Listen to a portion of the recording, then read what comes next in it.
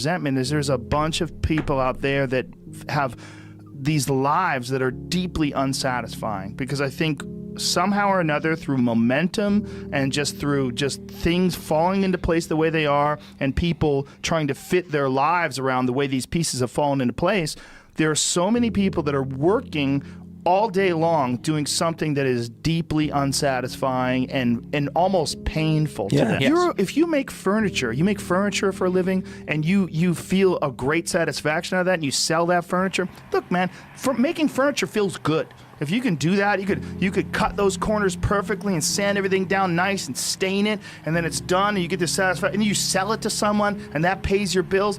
That is infinitely more satisfying than being stuck in some fucking cubicle working for someone that you don't want to work for, having to have these stupid fucking office meetings, talking to people in human resources, sitting down with your supervisor where they evaluate your job performance, and you're not really, you really need to be enthusiastic about this company. This company is your future. This kind of you're like, fuck, kill me now. There's a lot of people out there that would way rather do something else, and I hope they understand that they can. Everybody's got these stupid barriers they put in their own head. You got to resist those goddamn things, because they don't do you any good, and they certainly define the potential for your future in a negative way that's not self-serving, and it's not even real. You put this artificial ceiling on the potential for what you're doing. If you hit a wall, okay, that just means you need to regroup and rethink. It doesn't mean that wall's there, especially when it comes to something like social media or like a podcast, something where you like it less, fix that. Figure out a way to do it. You can do that. And this idea that there's no way to get past the starting block today is just ludicrous. It's crazy. And it's just this poor thinking. And people that are trapped in bad situations, one of the problems is you feel like this is your future. You feel like you're fucked and you can't get out of that. There's no hope. There's no light at the end of the tunnel. There's no rainbow. And if you feel like that, that alone can be incredibly defining and limiting. But if you look at yourself objectively and say, okay, I kind of am fucked here. I'm in credit card debt. I'm working in a shitty job. I don't like what I'm doing, but I have some ideas. I need to feed those fucking ideas. I need to feed them and water them, and I need to set aside a certain amount of time every day to just try to make those things happen. You can do that. Wondering why other people's success, or wondering why other people are successful, is the refuge of losers. Wondering why other people are successful. Like, who gives a fuck? You can say you think it sucks, but to spend time wondering why someone is successful and hating on someone being successful, it doesn't do any good. It's like, what is that old expression that jealousy is, it's a poison that does the opposite of its intended? Is that your mind, you have a certain amount of bandwidth. This is why I don't read Instagram comments or Twitter comments or YouTube comments. Like, I don't have any time. If I read them, it's an accident. But to seek them out, like, you have bandwidth.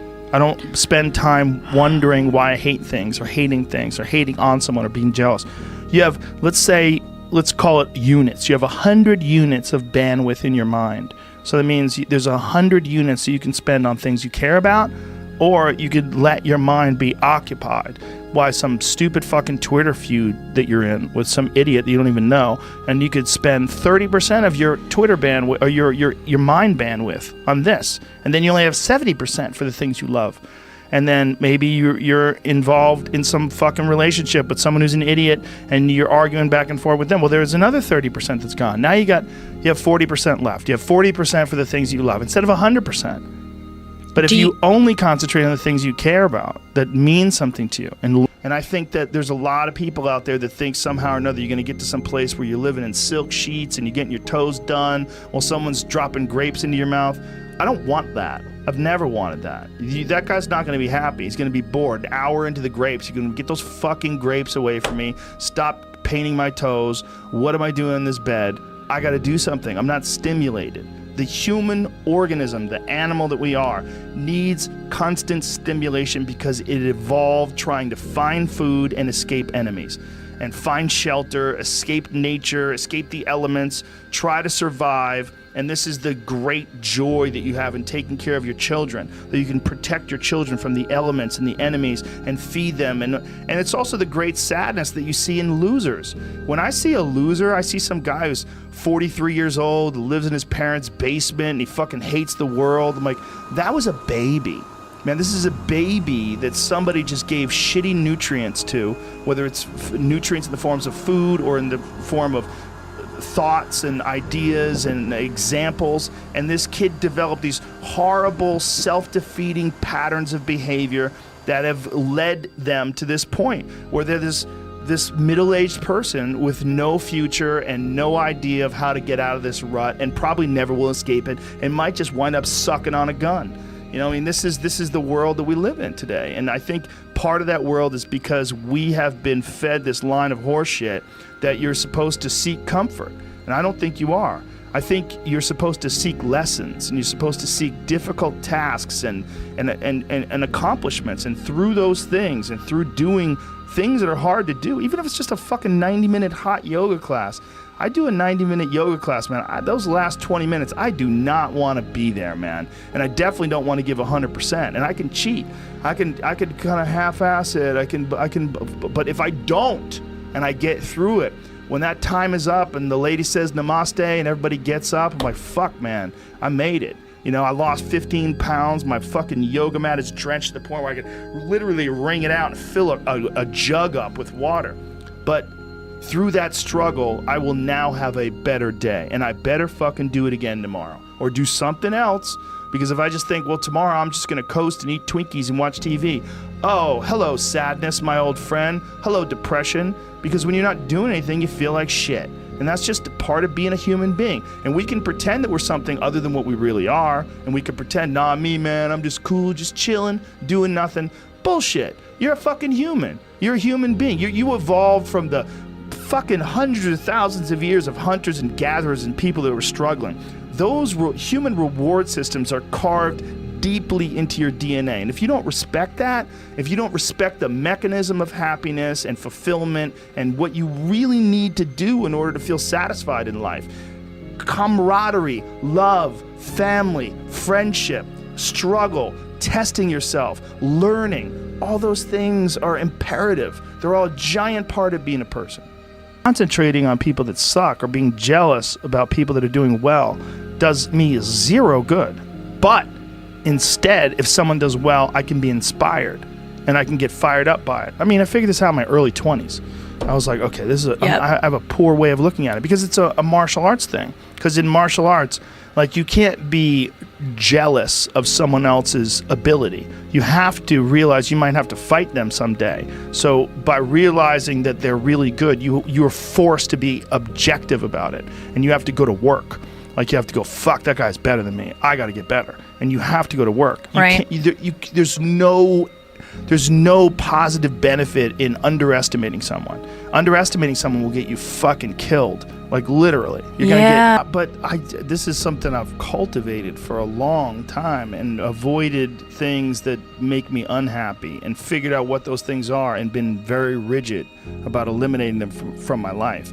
And one of the big ones is eliminating interactions with people that are negative. That is gigantic. And because I've realized that I'm not really as independent as I used to like to think I was.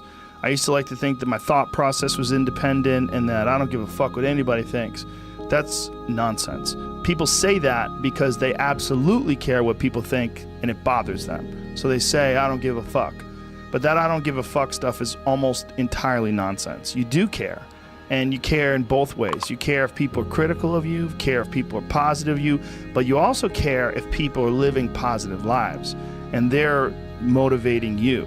That's a big one. People are fuel, and other people, it's one of the reasons why I like talking to people, one of the reasons why I like to do podcasts, because I get a lot out of, like just talking to you about your time in the monastery or your push to get to that 100 miles. Like, you get energy out of people like that, and you think about this energy and you think about this inspiration when you're doing other things. And it also sets in your mind that when you meet these exceptional people that move you, like, what are the characters what are the qualities that they have? What are the characteristics that they possess? And those things become significant and important to you. Whereas if you live around a bunch of people that are complaining and bitching about everything, and they see the negative in everything, and they're always whining, those people are the opposite of that. They're the opposite of inspiration, and they're mud. You're just like, what? It's like you're up to your ankles in mud. You try to trudge through life. It's difficult. You're not light. It's not pushing you. There's not a wind at your back. The wind's in your face, and it's rough, and over time, I've learned that these people, you're not going to fix them. I used to want to fix them when I was young. I used to want to go, hey man, I see what you're doing. Like, dude, don't do that anymore. Listen, just do this and stop doing that and start doing this. And if you just work towards this, you could be successful. And then a week later, the guy's doing the same shit. You're like, okay, right. I'm wasting a significant amount of my energy on someone who doesn't want to waste any of their energy on themselves. And so managing the community and the tribe that you're in, making sure that you're a good member of that tribe, that you're doing your part, and there's a lot of cynicism in these days about inspiration and about motivation, because there's a lot of fake shit. You can go on Instagram and you see a million of these inspirational quote pages, and they're run by people that are probably depressed. You see a lot of people that are, talking about how to get ahead in life, but they're not really doing anything themselves. So there's a lot of cynicism involved in that. But there's also sincerity in it. And you can get, if you just look at it with a pure heart and a pure mind, you can get a lot of energy out of that. And when you're around happy, inspirational people that are successful, it makes you feel better and you get inspired. And if you act on that inspiration, your life will be more fulfilled. And it's not just inspirational in terms of financial success, but in terms of doing difficult things, whether it's running 100 miles, it doesn't pay you a goddamn thing other than the wealth of the knowledge that you can push yourself to such an extreme. Or anything else, whether it's someone who becomes really good at playing chess, or someone who's really good at martial arts, or whatever it is. There's a great feeling in these overcoming these difficult things, because life is never this just constant state of I'm at a 9 all day, and when I'm with my wife I hit 10. Yay! And I stay like that. That's not real. What's real is like you saying that you went to this monastery and felt all this angst about meditating and being alone and not having your phone and not having the input, but then when it comes out of it, then you have this reward. So you push through this, and you had these uncomfortable feelings, and you came out of those uncomfortable feelings with this newfound appreciation for time and this newfound respect for your own existence in your own space, and carving out 3 hours for yourself a day. That's where it all comes from. It all comes from life lessons, and the lessons are learned through struggle.